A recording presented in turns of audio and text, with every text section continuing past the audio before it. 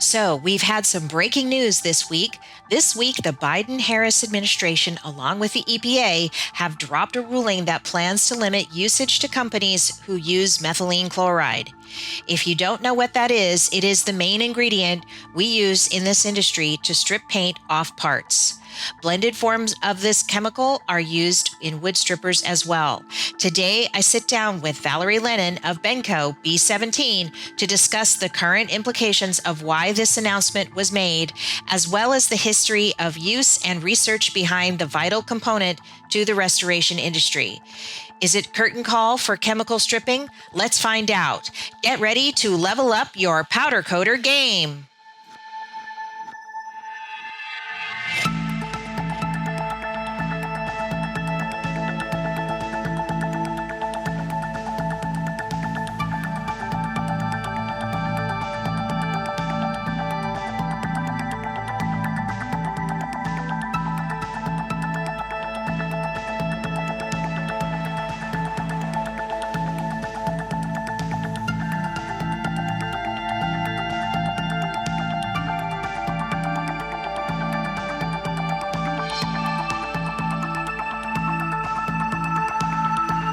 So today I have Valerie Lennon from Benko Sales, based out of Tennessee, who is one of the larger suppliers of methylene chloride, here to talk about a big announcement out of the Biden-Harris administration and the EPA a couple days ago.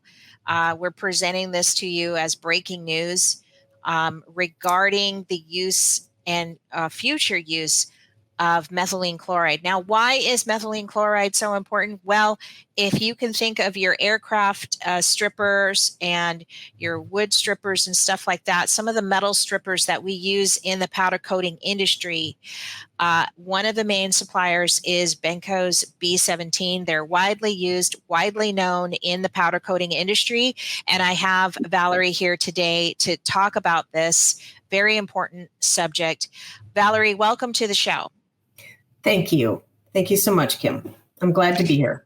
Yeah. So why are we here talking about this? Well, I just want to say, let me put this up on the show here, that a new, let me add it to the stage, an announcement a couple of days ago, April 30th, 2024, Biden-Harris administration finalizes ban on most uses of methylene chloride, protecting workers and communities from fatal exposure. Valerie, can I get your kind of first gut reaction to this? I don't think it was a surprise announcement. I think the chemical industry was sort of anticipating this, was it not? Yes, we were anticipating something coming of this nature. They're talking about finalizing a ban. Well, it was banned. Methylene chloride-based strippers and solvents were banned from the do-it-yourself, the retail market in 2018. Mm-hmm. I remember that. That. And that was an important step due to the fact that the do-it-yourselfers that bought it, and some of those people that bought off the shelves quickly, they did not adhere to the safety warnings. They did not adhere to safe practices. And that's something that OSHA set up in the industry years ago. Mm-hmm. And anyone in industry knows how to handle this product and keep their workers safe. Yeah, and that was one of the reasons why I know we were beginning to use your strippers back then, was, we got a letter from you stating, look, we need to use your EIN number, and we need to verify that you are a legitimate business, and that you're going to, we're going to send you a list of safety standards to abide by when using this product of ours. So I remember that fondly, and I got right back to you and gave you all of that information. So I think it's, you're definitely, being proactive, already in this industry to kind of, do as much as you can to protect people. Is that right? Yes, safety is of utmost importance for all of our customers and for our workers. And as the information presents itself, and as we learn more about what the EPA is planning, we will manage expectations with our customers. And I want everyone to know that there are some large chemical companies along with us that are challenging this ruling. And we feel very strong about the fact that we have a very strong case. There are many flaws in the ruling that states that it's carcinogenic, that it's dangerous, and many other things. But because we are so careful about only selling to industry, we require federal ID numbers, we check everyone's business, and remind them to follow the OSHA safe standards. And we always send safety procedures with our drums. You can call us and get that emailed to you. And I certainly have it on our website as well. Yeah, so let's get into this Biden-Harris, because we're going to kind of present, obviously, this news and bring it to you, but we're also going to talk about some of the other data that you use in this industry to kind of put some better data or better information out there, so that people aren't running for the hills and or going out and just scooping up all of the methylene chloride so that nobody else can have any, or whatever people do, right, in their businesses, because they get kind of that uncertainty kind of comes in, and then the next thing you know, people are freaking out when that may or may not be the case. So let's just get into this this announcement. First off, they're saying that the agency, the EPA, Environmental Protection Agency, finalized a ban on most uses of methylene chloride. The second thing that I want to bring out here too on this article is that the EPA's final ruling banning certain uses of methylene chloride and lowering allowable workplace, exposure levels is where they're coming from, right? But they also, a few sentences, they're talking about this one person who unfortunately passed away doing refinishing bathtub work. That's an enclosed space. And so unfortunately he died in 2017, sadly, but it began this action of banning methylene chloride as commercial bathtub stripping. I just remember, like, in the 80s and 90s, everybody was trying to get into that business. It's almost like detailing, like, you can get into business tomorrow, just start stripping bathtubs and stuff. And it's a viable business, but it has, just like any business, there are safety concerns that you need to abide by for your own sake and for the sake of others. But they're saying here that since 1980, at least 88 people have died from acute exposure to methylene, largely workers. Can you talk about that? Because they're mostly people that have worked and engaged in bathtub refinishing. Well, yes, I can. My information that I've been able to garner says there were let me see here, 1980 to 2018, there were 53 fatalities. It's not only bathtub refinishing, it was the people that would go get some aircraft stripper and shut themselves in the garage and spray strip their bike.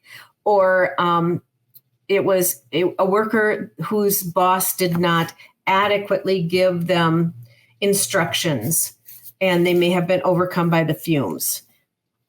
There are successful bathtub strippers that use plenty of ventilation and understand how to use the chemical. And again, that is why it's an important tool for industry, and industry is responsible to take care of their workers, take care of themselves, take care of their customers by following safe standards. Mm-hmm. And it really just comes down to that. Yeah, and if you go further down into this, document, which we'll put a link in the description of this podcast to kind of, just so everybody can reference this initial document and some of the other further documents that Valerie's going to present with us today, is that the uses will continue. This is from the EPA. Uses will continue under Workplace Chemical Protection Program, and they list 6 of them, including solvent welding, plastic and rubber manufacturing, even the initiators and users first work use of methylene chloride. This is not in this document, but some other documents that I read was, since the 1940s, Eastman Kodak has been using it in their production and factories and stuff. And we can get into some of their research on this particular stuff. But there are literally like 6 different, including battery separators for electric vehicles. I mean, this is all stuff that is still used and going to be used in the future, that they're going to have to just continue to use no matter what, because this chemical is so vitally important already for 6 industries. Correct. There's no other option. Yeah, exactly.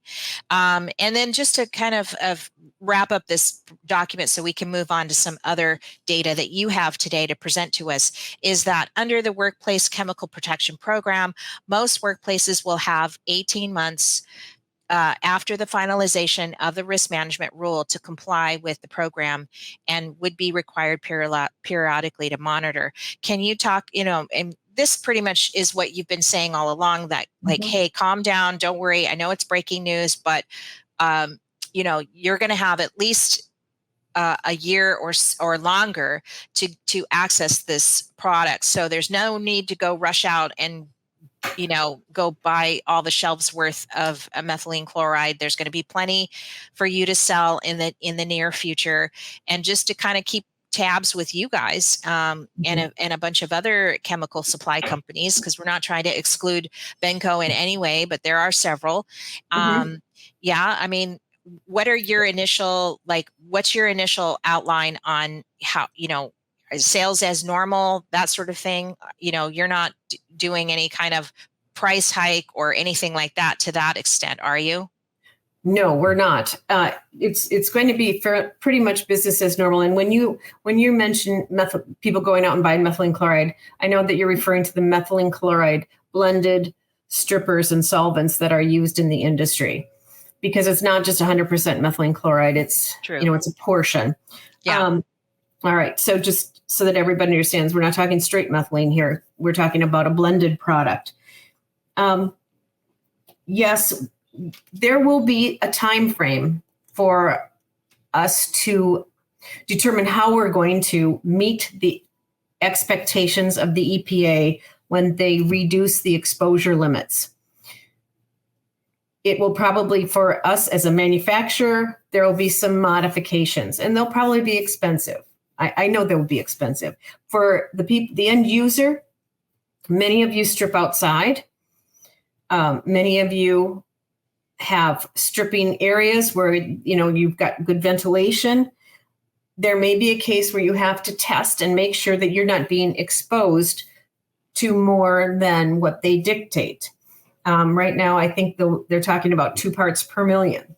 It's easy to get sensors, safety sensors, methylene chloride badges, things like that. And I'm happy to direct anybody to that if they want to contact the office and determine what your exposure rate is, so that you can start, I'm going to use it again, managing expectations on how to modify your work practices so that you have a lessened exposure. Right now, the OSHA standards, and I'm just talking basic, there's many different rates and scores, but basically it's a 25 part per million exposure. And many of you don't even get close to that. Yeah. And I mean, I'm sorry, but it is a chemical acid, right? So if it does touch your skin, you're already mitigating safety, right? Because you're backing away from the product, you're washing your hand off with water, you're applying some kind of, topical solution to minimize the burn. I mean, it's kind of, sometimes you just have to kind of shake your head sometimes at the government, because it's like, if, how would you not be mitigating your safety over this product? Because just the reaction to your skin when it touches, you have to mitigate it, right? It's your body. And that's why you wear a rubber apron. That's why you wear the big rubber gloves. That's why you wear a face shield. Many people wear rubber boots, just so that if there's a drip or a splash, it doesn't get on your skin. And that is, that's the smart way to handle it. Yeah. And also, Valerie, we have that, we got it from Granger, but it's like a, it's a whole spillover tray that you put under the overpack drum. So if for any reason something punctures or bursts through that overpack drum, it's not going all over your floor. And that thing did not cost that much. I think it was like $300 at the most, which, if you can afford this chemical, I'm pretty sure you can afford the spillover tank, the spillover tray. You can afford to be safe. And yes, you can it's a really good idea. We like to suggest that to people a lot so they can control any spills. That's very important, because nothing's perfect. Right. Your day isn't going to be perfect. Right. And there are so many, I know that it's, for a lot of coaters out there, there is, we all know that powder coating is expensive to get into. It's very equipment heavy. And that's not just your powder coating oven. It's all the other things that go along with restoration or powder coating. And, you have to kind of, as a business owner, you need to kind of determine how much you're spending in each of these categories, because you kind of need them all, especially when you're doing restoration. You cannot be without a stripper of some level, whether it's the E-strip or a heated tank, or it's the chemical acid stripper. You cannot be without any of it. You have to be sort of good at everything, or at a level that meets your business expectation or sales level, right? Or correct project level. So, but let's get into some of the scare tactics and bio data that you want to present with us today. And I think what I want to do is share, I'm going to add this document here. Is this the one we were going to talk about here with this? Yes, that's a document I got from a California, Googled it, found it. It was about a California ruling about whether or not they were going to allow methylene chloride. It is old. But here again, the scare tactic, even though the biological data is extensive, the scare tactic is to say that it causes cancer. Yeah, and you had earmarked, I'm going to kind of scroll down here to page 18, I believe you had pulled up. Is that where you want me to go? I think I was at that page. Yeah, okay. People can, if they want to read this whole thing, they can. But in the report, it does state, that it causes cancer in mice. Well, the metabolic pathways are so different between mice versus rats and humans. If you expose mice to thousands of times more exposure than a human would get, that is overkill. No pun intended, but that's incorrect to state that based on that kind of exposure rate on mice, that it would be a carcinogen to humans. Mm-hmm. Mm-hmm. And there were some studies done. There were a couple of studies done, one in particular at Eastman Kodak, where they had over 1,000 employees that they monitored. Some were exposed to methylene chloride, some were not. Mm-hmm. And the study indicates that over 22 years, they averaged it over 22 years, that the methylene chloride exposure group had a decreased incidence of cancer compared to the comparison group that was unexposed. So that in of itself, 22 years is a long study.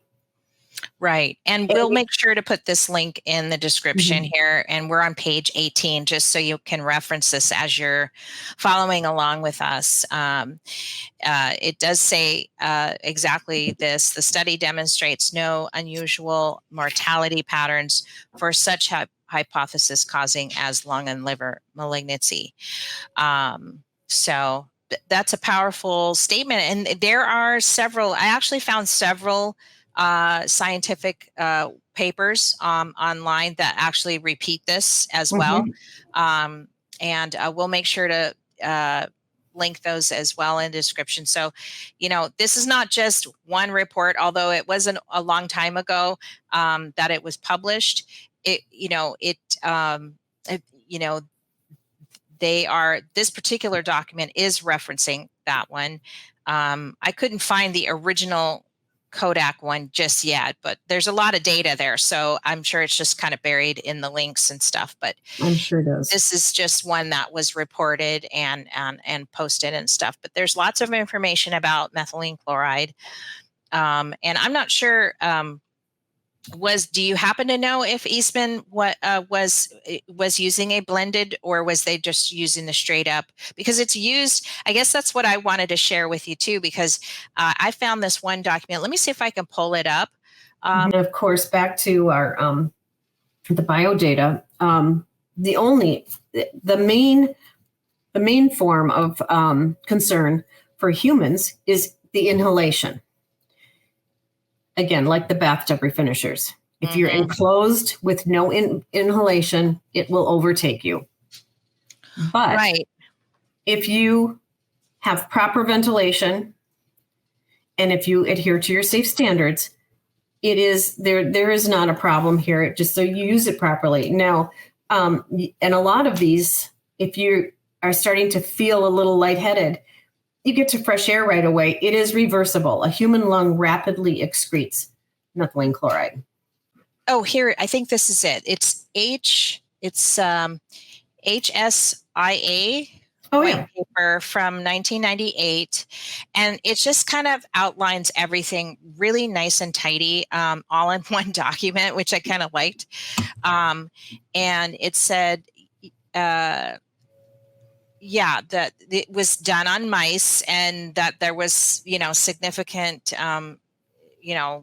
exposure there for mice and stuff like that, but that there was nothing on humans. And it does talk about the different types of uses of this chemical, like paint stripping, adhesives, aerosols, foam manufacturing, pharmaceuticals, chemical processing, metal cleaning, and miscellaneous. And it kind of gave you a breakdown. And then it breaks it down even further with a paragraph on each of them, So I thought this was a really nice, and it says laboratory animals, that sort of thing. So all the tests were there and stuff. So I'll make sure to include this one as well. I thought it was very helpful because it just kind of summarized everything, nice and easy to read.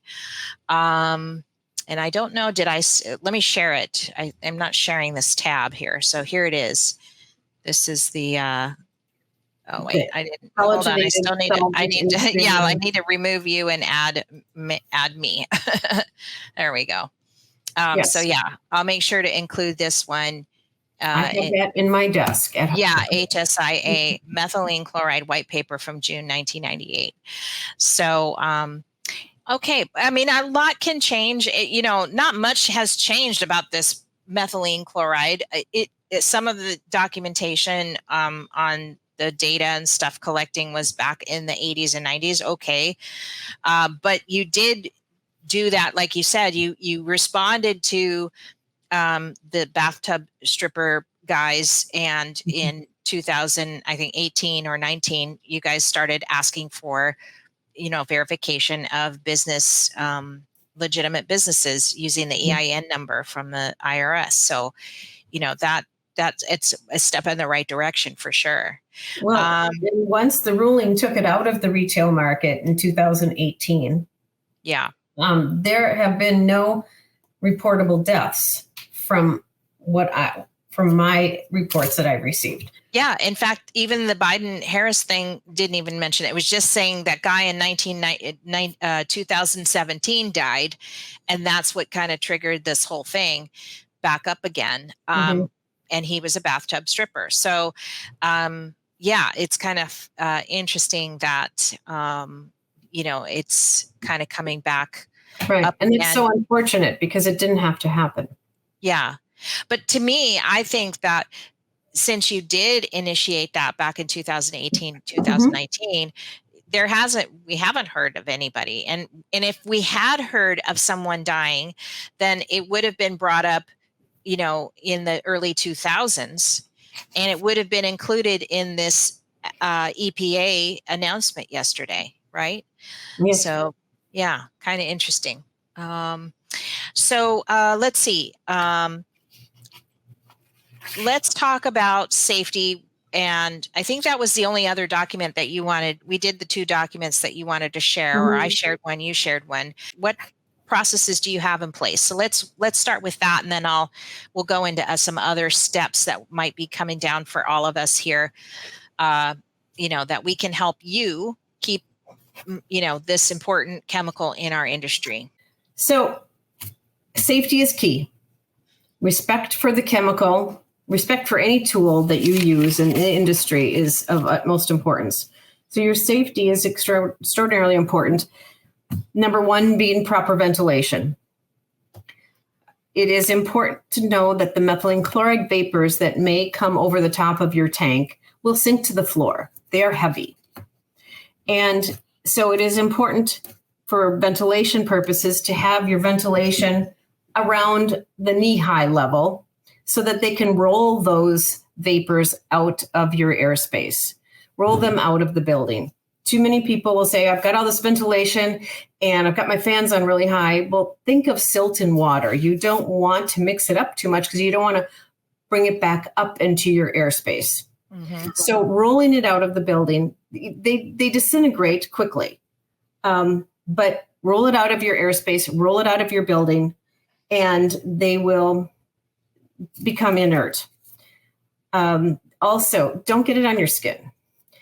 Wear your safety shield on your face or glasses. Wear your big rubber gloves. Wear your rubber apron. Wear your rubber boots too. And what you did, Kim, by getting the spill container, that is very important because if you do have a spill, it's contained. And it's not going to get all over your floor. Nobody's going to slip in it. It's just, that's a very important thing. Yeah. And it is also important that the operator uses a hoist or a hook or something that lifts this out of the dip tank. So they're not putting their glove in there. They're not doing anything with the blended methylene chloride stripper. Yeah, and I know that when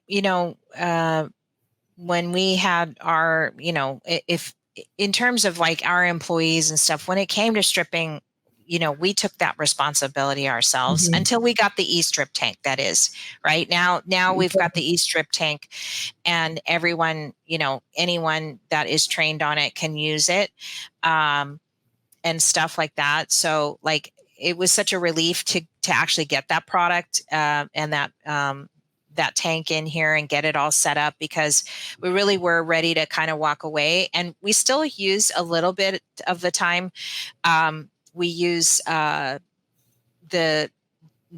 still have the overpack drum, but we're not carrying as much of the methylene chloride because our needs have changed, right? And our applications have changed to facilitate other kinds of stripping. Today, even like when it comes to restoring or refinishing, it's not even refinishing, but in our industry we use these hooks, and these 200-pound rated hooks get kind of bogged down with a lot of powder when you're doing big jobs, and so these hooks are very expensive, and so we like to clean them up and reuse them instead of just tossing them away because they're so expensive. The little hooks are not as important because they're lightweight, and when, it's very hard to clean them or restore them. So most of the time we just throw those away. But these larger ones are very expensive, and we like to, you know, reuse or extend the life of them. And by doing that, Ross put he set the Benko E-strip tank, which, is a heated tank.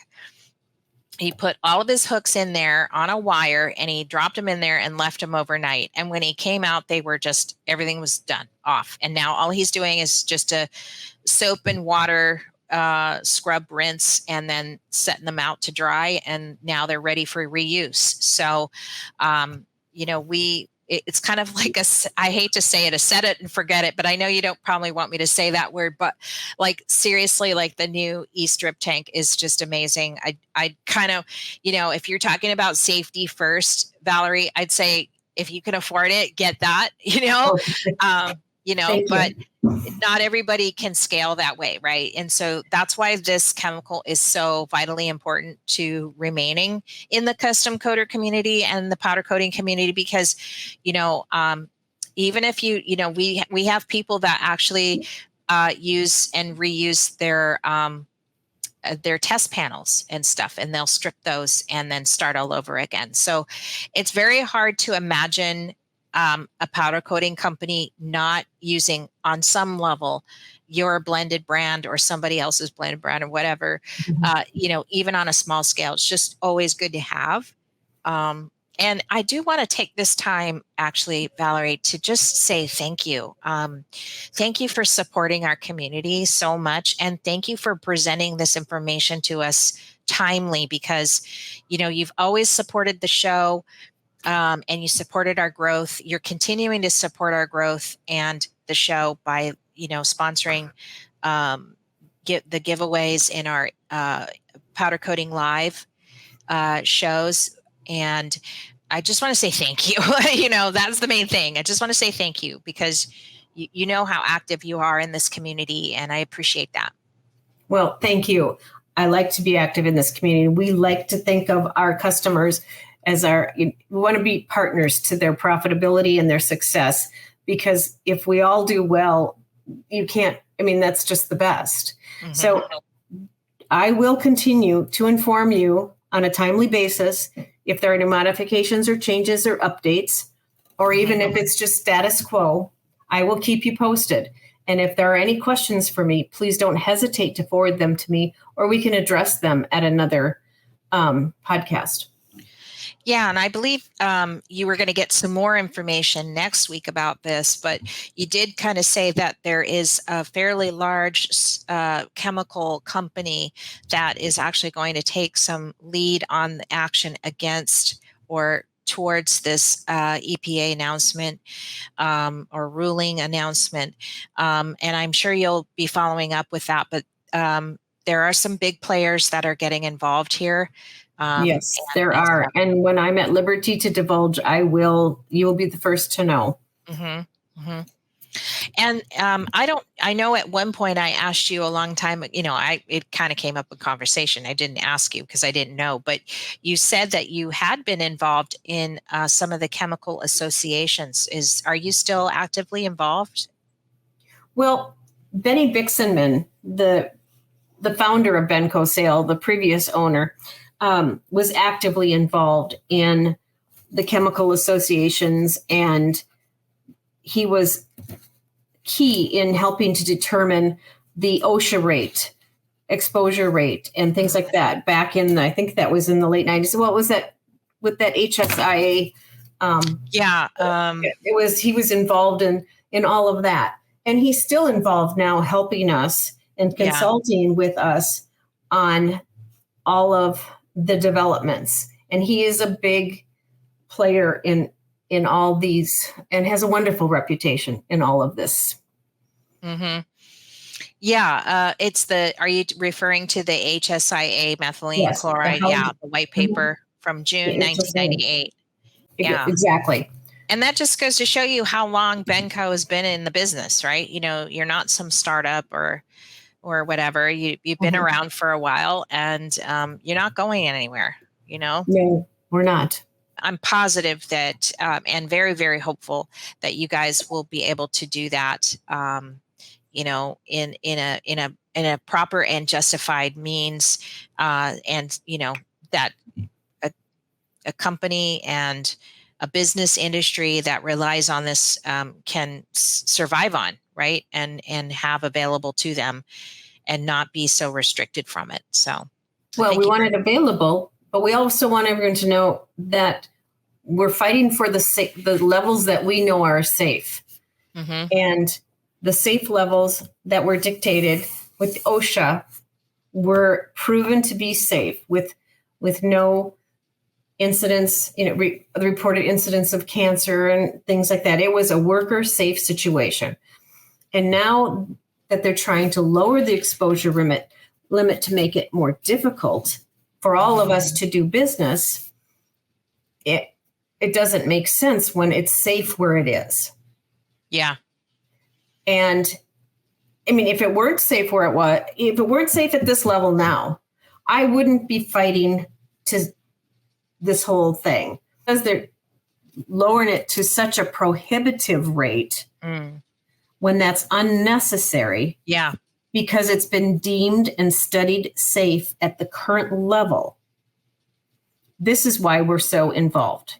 Yeah, I was trying to say that earlier, and I think you kind of summarized that a little better than I did, right? You know, like, I think that's kind of what I was trying to say. When you're going toe to toe with these government agencies and stuff, it's like they just want to run right over you, you know, and it's just got to be all their way or whatever. And I really hope that, you know, you guys are going to push hard back and, you know, come to some kind of a semblance of, you know, concern for the industry, but also like a reality to it, you know, that it is a helpful chemical, and used in the proper way can help industry, not hurt industry, right? Correct. So, well, thanks again for coming on the show today. You know, we were just going to do this like little segment, but I think we have a whole show here. And I appreciate you coming on, taking the time today, because I know we've been scrambling. You know, you're at home, working at home, scrambling with a new computer, and I'm like trying to gather up information and read through it, so I can at least have a decent conversation with you today about it, and not just read something and go, what does this mean? So I appreciate your time coming on the show today, and let's just hash it out and talk it. And I know you're going to be coming back on the show with even more information as this progresses. So thanks again for coming on the show. Yeah. Thank you. We will keep you posted. Awesome. Okay. All right. Thank you, everyone. Have a beautiful day. Aloha.